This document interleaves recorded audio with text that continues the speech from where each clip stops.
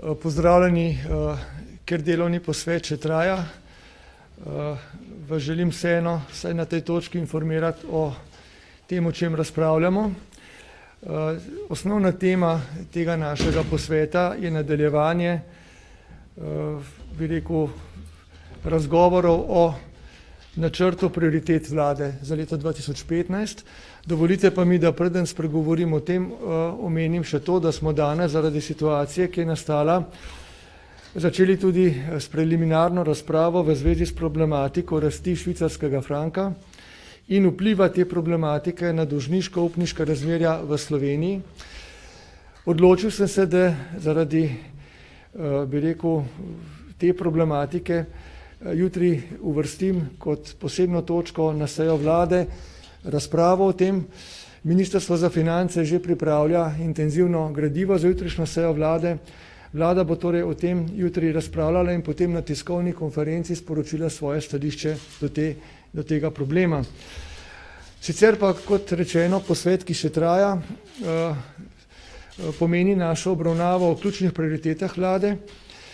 Seveda vlada dela, kot veste, so ključne prioritete na nek način začrtane že v koalicijskem sporazumu, vendar pa je namen tega posveta, da se te prioritete časovno in seveda medresorsko uskladijo z problematiko rebalansa proračuna. Mi moramo, kot veste, na prihodnji seji vlade, prihodnji teden zaključiti razpravo o rebalansu in v skladu s tem seveda tudi ustrezno prilagoditi prioritete za letošnje leto.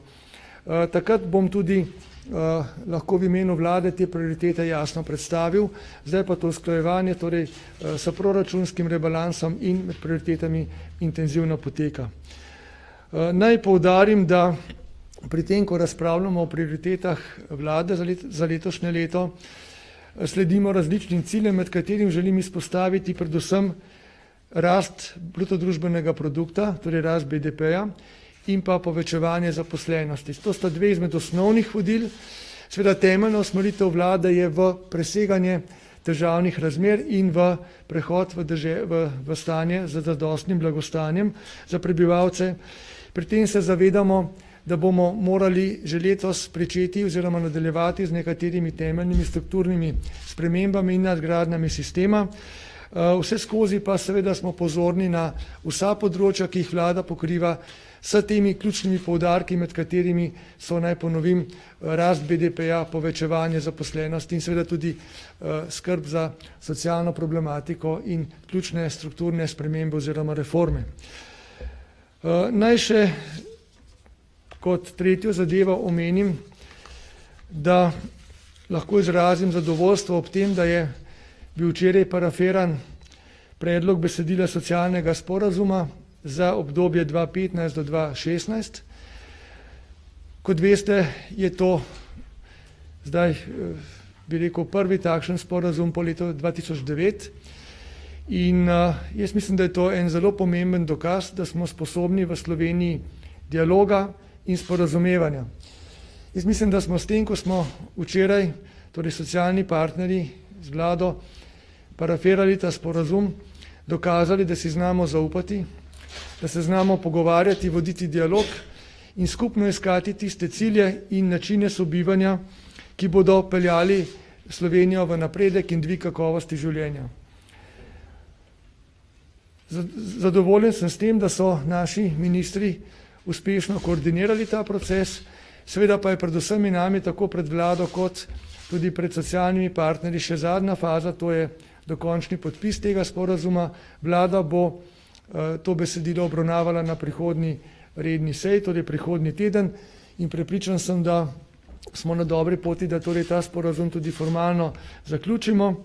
Jaz se ob tej priliki lepo zahvaljujem vsem socialnim partnerjem za konstruktivnost v tem dialogu, v tem sporazumevanju in naj ponovno ocenim, da me zelo veseli, da smo vsi skupaj dokazali, da smo sposobni dialoga, medsebojnega zaupanja in iskanja skupnih rešitev v dobro Slovenije. Mislim, da je tudi to en pomemben prispevek ne samo k politični stabilnosti, ki jo zdaj končno vzpostavljamo v Sloveniji, ampak tudi k širši družbeni stabilnosti, ki jo rabimo za to, da se družba normalizira in krene po razvojni poti na boljše, tako kot si vsi želimo. Toliko za enkrat, hvala. Prosim. Dovolite, jaz še eno informacijo imam, morda bi me sami vprašali. Danes sem se strani finančnega ministra, gospoda Dušana Mramorja, prejel delovno gradivo z naslovom Strategija upravljanja, torej z državnim premoženjem.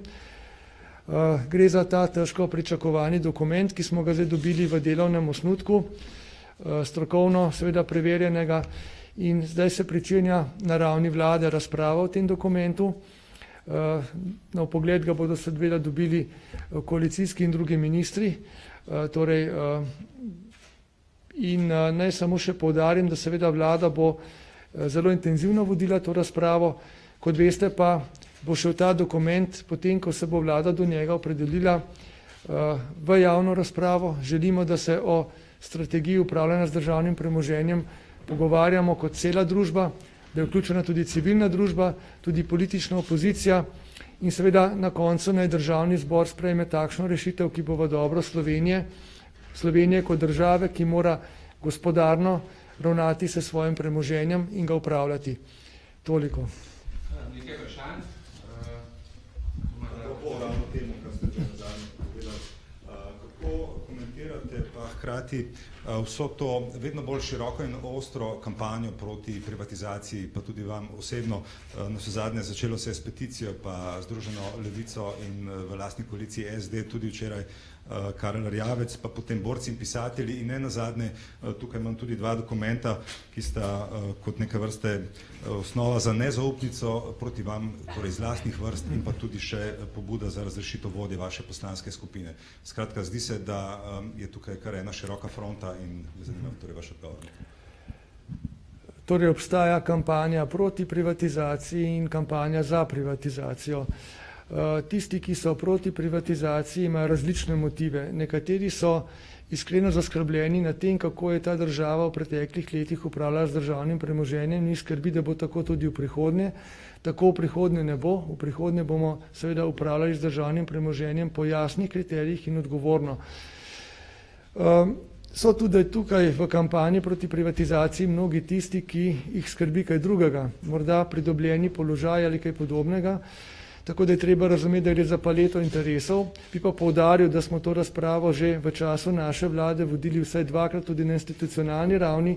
Obakrat je bila v državnem zboru zelo transparentna, udeležili so se predstavniki civilne družbe, politike in obakrat je bilo zelo jasno, za zelo velikim številom glasov v smeri nadaljevanja privatizacije povedano, da Slovenija mora s tem, ko nadaljuje postopek privatizacije 15 podjetjih, ostati verodostojna, spoštovati svoje lastne politične in pravne zaveze, seveda pa mora že ob tem procesu in še posebej v nadaljevanju v procesu privatizacije vzpostaviti zelo jasne kriterije za upravljanje in za seveda prodajo državnih podjetij. O tem se zdaj intenzivno pogovarjamo in to je tisto, kar je treba zagotoviti v prihodnje. Če dovolite še to vprašanje. Hkrati pa... Hkrati, se pravi, niste pa mi odgovorili na ta del, da se ta opozicija pravzaprav formira tudi znotraj vaše lastne stranke in če je kaj potrebno pri tako občutljivi temi, kot je privatizacija, je to podpora znotraj lastnih vrst? Opozicije zoper lastne stranke nimamo. Mi imamo različna mnenja, kar je zelo normalno. Smo stranka ljudi, ki pač seveda odgovorno preučujejo te probleme, tudi problem privatizacije. Kot veste sami, pri glasovanju v državnem zboru ni bilo nobene opozicije znotraj SMC in tudi ne znotraj koalicije, razen kakšnega posameznega poslanca, ampak ne iz vrst SMC. Tako da poudarjam, SMC je stranka, ki pušča, in hvala Bogu, je to tudi normalen del političnega procesa, da njeni poslanci razmišljajo z lastno glavo, upoštevajo strokovne argumente za in proti, na to odločen. Ko ste videli, SMC stoji strogo za tem, da podpira proces privatizacije, seveda se pa zaveda nekaterih občutljivih, bi rekel tu, vidikov tega procesa, zato si moramo še toliko bolj prizadevati v vladi, v državnem zboru in seveda pristojne institucije, kot so SDH, da bodo upoštevani jasni kriteriji, med njimi predvsem tudi transparentnost postopka, kar pomeni ne vsaki koruptivnosti. Drugič, primerljiva cena, torej cena, ki je ustrezna in je primerljiva glede na segment prodajanja tudi lahko na mednarodni ali drugi ravni, kot je to pač ustrezno. In tretjič, treba je upoštevati tudi to, da se išče kupce tam, kjer imajo te kupci, bodisi domači ali tuji, prepričljive razvojne modele. To so kupci, ki jih zanima razvoj, podjetij, ki jih zanima razvoj v tej smeri, da bodo povečevali zaposlovanje in tako naprej. To so denimo nekateri od kriterijev, ki pa jih bo zagotovo bistveno širše razdelala še strategija upravljanja z državnim premoženjem. Je pa treba te in druge kriterije, ki so v korist gospodarnosti in seveda korporativnega upravljanja, kot se spodobi, te kriterije treba upoštevati že zdaj. Gospod predsednik, prioritete, o katerih vlada razpravlja, so tudi omejene z financami. Pa me zanima, kje se bo pač ta dogovor najbolj poznal, na katerih resorjih se bodo poznali, ne vem, rezi, je to šolstvo, obramba, kje bo torej, na kaj bo torej najbolj vplivalo to, kar se bo s 12. dogodilo? Kot veste, je naša država zaradi slabih praks v preteklih letih, deloma tudi zaradi svetovne krize, prišla v zelo nezavidljiv javnofinančni, pa tudi širši finančni, gospodarski in socialni položaj. Vemo, da to zelo težko in zahtevno situacijo rešujemo na način, da se seveda držimo pravil, ki smo se jim tudi sami zavezali, in seveda pri tem naporu, da upoštevamo omejitve, ki si jih smemo privoščiti pri proračunu. Seveda želimo biti gospodarni, varčni, predvsem pa proračun kljub temu, da pri njemu varčujemo, oblikovati tako, da bo tudi razvojno, se pravi investicijsko naravnan. Seveda pri tem tudi vlada z nekim, jaz bi rekel, zelo prepričljivim lastnim zgledom kaže, da mora tudi sama dokazati ljudem, da zna privarčevati. Seveda je pa tako, kot veste, v Sloveniji smo vsi za varčevanje, vendar nihče ne bi varčeval pri sebi in to je problem, s katerim se soočamo že nekaj časa. In jaz mislim, da zdaj končno moramo zbrati dovolj poguma, si naliti čistega vina in enostavno ta proračun zapreti v vzdržnih okvirih. Mi moramo konsolidirati javne finance, gre za nek predpogoj za možnost sploh nadaljnjega uspešnega gospodarskega in širšega razvoja. Tako da vlada bo tu storila, opravila svojo nalogo. Kot veste, smo jo tudi v sporazumevanju z nekaterimi socialnimi in drugimi partnerji že opravili. Te procesi še potekajo in prihodnji teden bo proračun, da tako rečem, rebalans za 2015 zaključen. Kar se tiče prioritet, se bodo seveda gibale v teh realnih okvirih proračuna, o tem zdaj razpravljamo, vendar zagotavljam, da bodo ključne prioritete. To so tiste, ki spodbujajo gospodarsko rast, ki spodbujajo gospodarstvo nasplošno in pa tudi zaposlovanje, ki dajo možnost ljudem, da lahko z delom, z aktivnostjo zaslužijo za svoje življenje, predvsem pa tudi tiste prioritete, ki bodo Slovenijo pripeljale v neko fazo gradnje. Govorimo o infrastrukturnih podjetjih, ki nas bodo popeljale v situacijo, ko bomo znali izkoristiti svoj geostrateški položaj, svoje naravne danosti in svoje, bi rekel, personalne, torej človeške kapacitete. Vsi te projekti bodo imeli prednost. Prav tako, kot denimo nekatere temeljne spremembe, naprimer zdravstvena reforma, ki vemo, kako zelo pomembna je, ker je zdravje pač predpostavka vseh ostalih aktivnosti. Tako da zanesljivo bo vlada vsem tistim projektom, ki so za razvoj Slovenije in državljanov ključni, dala prednost.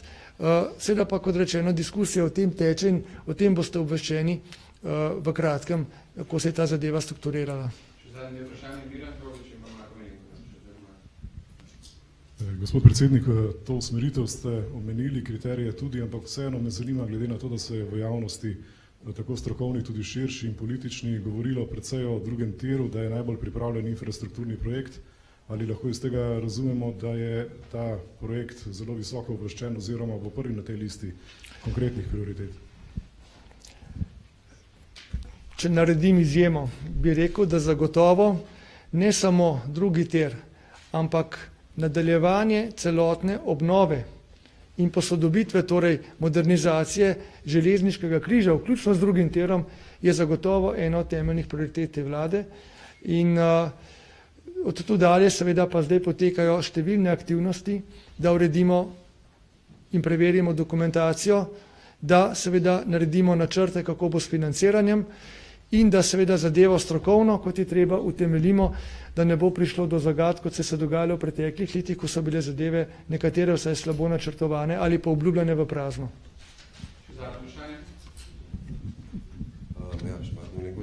Zanima me, ker ravno govorite o prioritetah, pa govori se tudi o šolstvu, vrčevanju šolstvu. Zdaj prišlo na dan financiranje univerze oziroma fakultete EMUNI v Portorožu, pa me zanima, če je to za vas prioriteta, če velja to za eno prioritetno stvar. Razumete, naredil sem eno izjemo. Ne bi bilo korektno, da bi govoril še o drugih prioritetah, kajti dogovor na ravni ministrov, torej vlade kot celota je, da o teh prioritetah ne govorimo posamično, neorganizirano. Jaz bom osebno, torej kot predsednik vlade, predstavil nekatere ključne prioritete, ki so za vlado medresorsko ali veliko zaradi svojega pomena res ključne. To bom naredil po sprejetju rebalansa na ravni vlade. Bodo pa vsi posamezni ministri oziroma ministrstva predstavili svoje prioritete tudi povsem jasno, kajti teh dejavnosti, ki jih bo, je kar veliko in mislim, da je prav, da počakamo še kakšen teden, da nastopi ta čas, ko bomo lahko odprto nastopili s tem pred javnostjo. Sam še eno vprašanje. Rekel ste različni ministri, vsak bo predstavil svoje prioritete. Katere so vaše, katere prav vi osebno, predsednik vlade in če vi osebno zagovarjate najbolj? Poglejte, omenil sem eno. Zagotovo je ena izmed teh, za katere si bom tudi osebno nadvse prizadeval, bistvena prenova zdravstva, kajti gre za naše državljane, ki jim je treba omogočiti lažji dostop do zdravstvenih storitev, gre za medicinske sestre, gre za zdravnike, za vse in to vemo, kako močno potrebujemo zdravstveno reformo.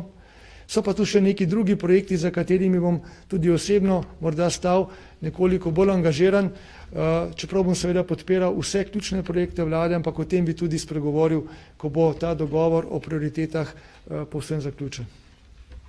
Hvala lepa. Vse vlade jutri ob 10. uri. Hvala lepa. Pa boste to vzel, prosim. Nasvidenje.